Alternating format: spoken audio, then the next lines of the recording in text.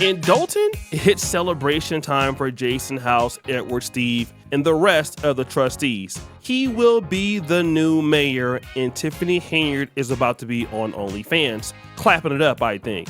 And he's really excited about this new opportunity to take over the village. How you feeling today? Feeling excited. I think the residents spoke. We are here to make a change, and now it's time to move forward. Have you heard from Tiffany? Has she conceded? Has she said she accepts the results to you yet? I have not heard anything from former Mayor Henyard. Dusty!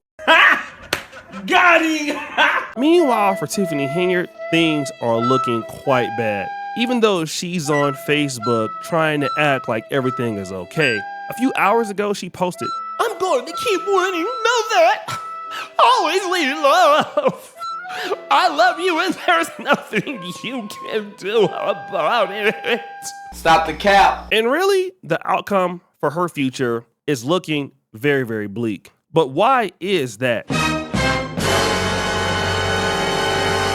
Well, just because Tiffany Henyard is no longer the mayor, it doesn't mean that she isn't under fire from the FBI. She's absolutely under fire from the FBI. And why is that? The village of South Suburban Dolton is hit by a federal subpoena. Fox 32 obtained a copy of the document.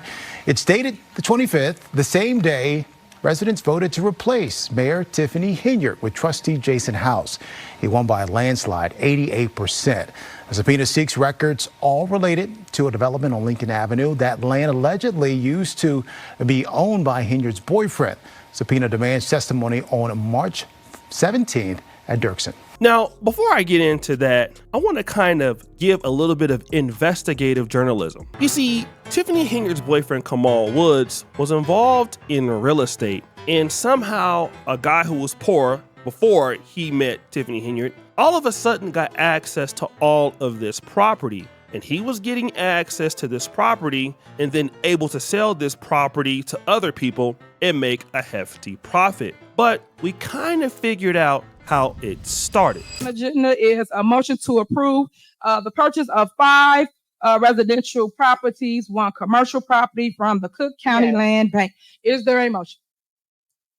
So move. Is there a second? Second. Is there a motion and a second? Any discussion? Yes. Go ahead. We wouldn't trust you to buy penny candy. If you think we about to let you buy properties, I could care less. You pick your vote. Choose what you want. This is, again, the village of Dolton is not in the real estate business. We're not buying no properties. Okay, then why y'all motion and second it then? Don't motion and second that. We had a discussion because we want the people to know why we're not. Because you would get up here and lie and be like, they don't want to buy the properties and they don't want to spend no money. So we motion and second, like we can do in Robert's Rules of Order, and discussion. The discussion is, we don't trust you to buy penny candy, and no, we're not buying no property because the village of Dolton is not in the business of property. Y'all done already stole about 60 houses.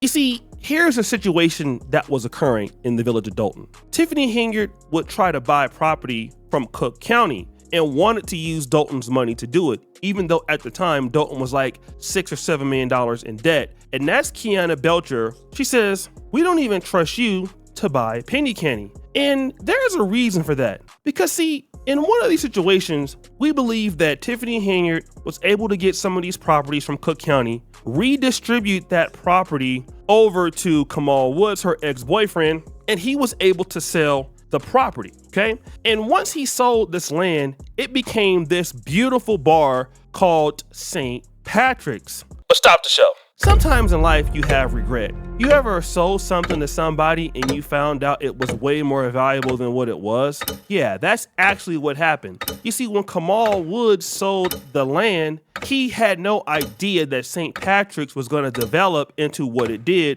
which was a multi-story, high-class establishment that could bring in a lot of business. But wait, Kamal Woods and Tiffany Henyard had an evil plan. You see, what they wanted to do was to basically force these people out of business, because after forcing the owner out of business, they could come back and buy the land and the property on the land and then use it for leasing. So what did they do? they refused to give a liquor license to this business. Tiffany Kamara told WGN Investigates Henyard's boyfriend previously owned the land and she thinks regretted selling it once he saw the building complete and the project's potential.